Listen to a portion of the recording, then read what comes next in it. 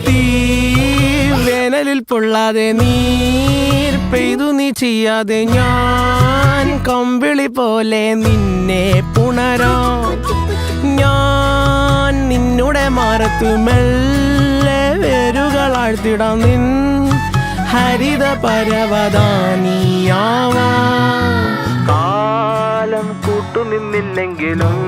എന്നെ പറിച്ചെറിഞ്ഞാലും വീണ്ടും പടർന്നു കേറിടും ഞാൻ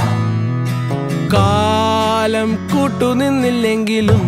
എന്നെ പറിച്ചെറിഞ്ഞാലും വീണ്ടും പടർന്നു കേറിടും ഞാൻ